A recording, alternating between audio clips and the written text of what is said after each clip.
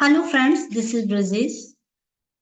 Topic है नियंत्रण की अवधारणा, कॉन्सेप्ट ऑफ कंट्रोलिंग। जिस तरीके से एक फैमिली को एक हेड ऑफ द फैमिली की जरूरत होती है फैमिली को कंट्रोल करने के लिए, गाइड करने के लिए, सेम वे में किसी भी इंडस्ट्री को, किसी भी कंपनी को कंट्रोल करने के लिए आवश्यक होती है अथॉरिटीज की, आवश्यकता होती है अथॉरिटीज की। क्यों होती है ये आवश्यकता?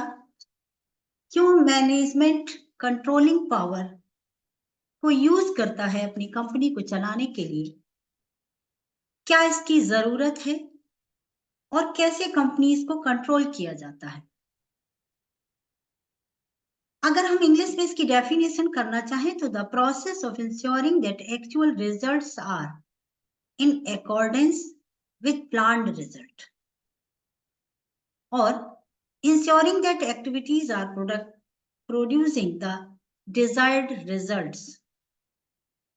हम बात आपसे ये करने वाले हैं कि किसी भी कंपनी को कंट्रोल करना क्यों आवश्यक हो जाता है और क्यों अथॉरिटीज कंट्रोल करना जारी रखते हैं अपनी कंपनी को। सबसे पहले ये देख लेते हैं कि कैसे कंपनी को कंट्रोल किया जाता है, क्या क्या फैक्टर्स होते हैं जिनको कि इंप्लीमेंट किया जाता है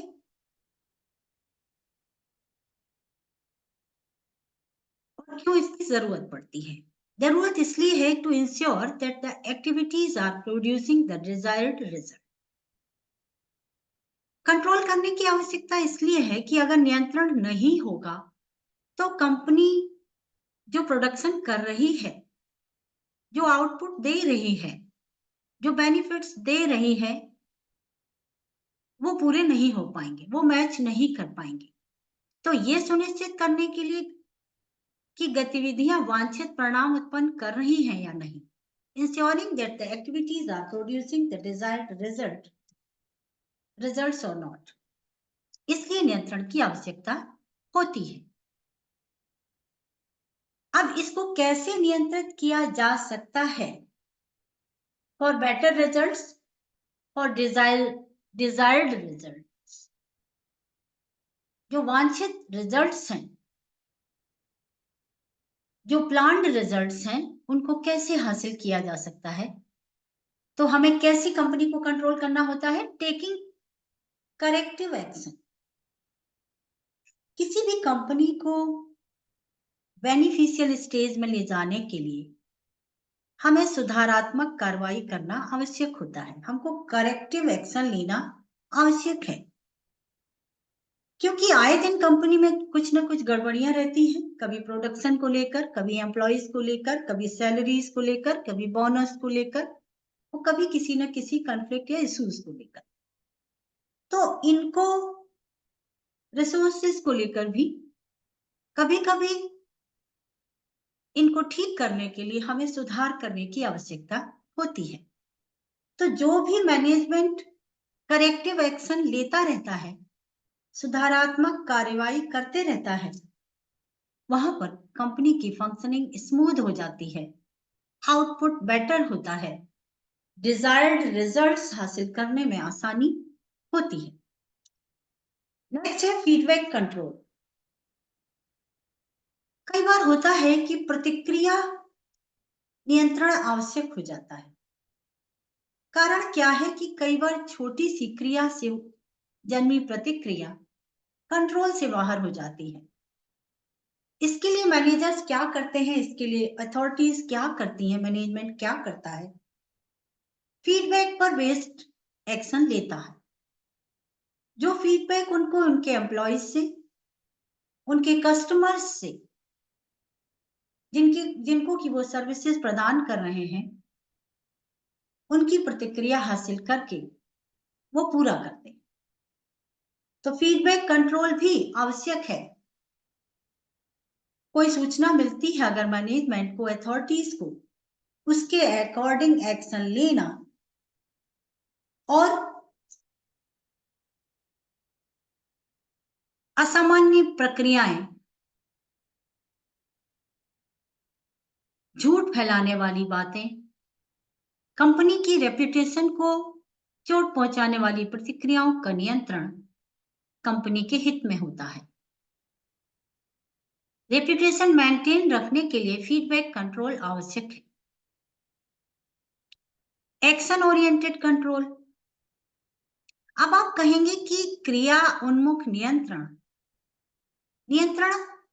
सिर्फ मेंटली ही नहीं, एक्शन में ट्रांसपेरेंसी दिखाते हुए,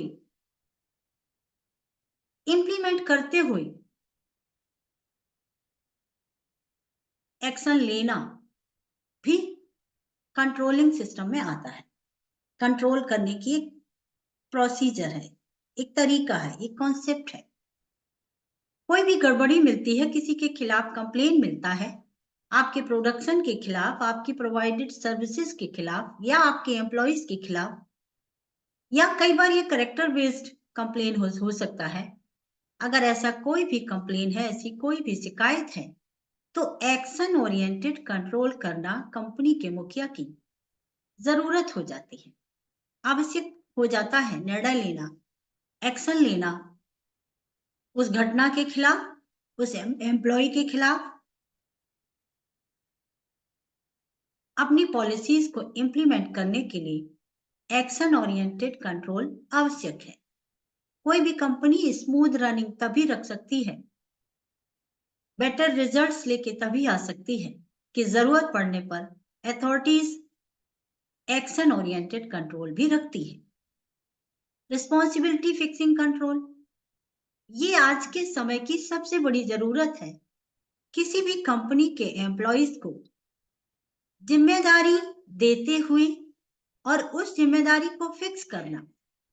सपोज आपने किसी सुपरवाइजर को, किसी मैनेजर को, किसी एम्प्लॉय को कोई काम दिया है और वो अपनी गलतियों को दूसरों पर डालता है, टाल देता है काम को, बेटर रिजल्ट्स लेके नहीं आता, तो आप रिस्पॉन्सिबिलिटी फिक्स करते हैं, उसकी जिम्मेदारी फिक्स करके उसके अकॉर्डिंग निर्णय लेते हैं।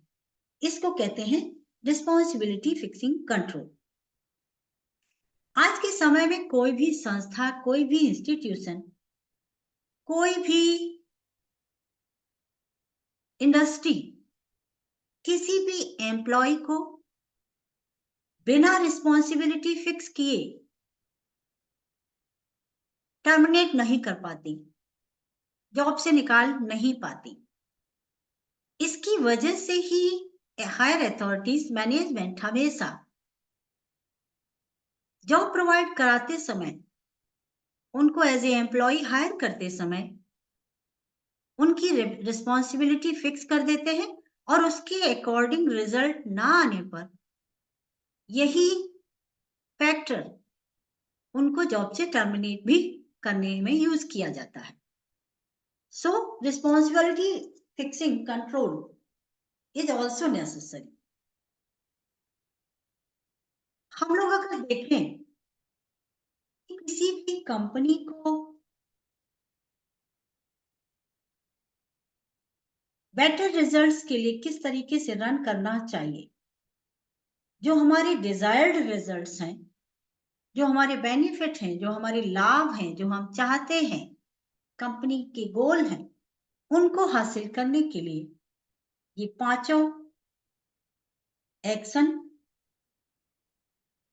पांचों कॉन्सेप्ट, ये 5 प्रकार के कॉन्सेप्ट जो मैंने आपको बताए हैं, इनको इंप्लीमेंट करना आवश्यक है, जिनमें कि taking corrective action, feedback control, forward looking control,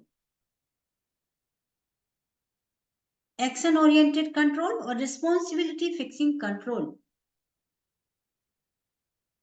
आवश्यक है। इनके बिना किसी भी कंपनी के अच्छे भविष्य के बारे में आप नहीं सोच सकते। फ्रेंड, मैं ब्रजेश मिश्रा बिजनेस स्टडीज को लेके, मैनेजमेंट स्टडीज को लेके वीडियो लेकर आ रही हूँ। प्लीज हमारे कमेंट बॉक्स में जाके बताइए कि आपको कैसे लगी, क्या ये टॉपिक वाकई रेलेवेंट है और आप इस विषय में क्या सोचते हैं। Thank you very much.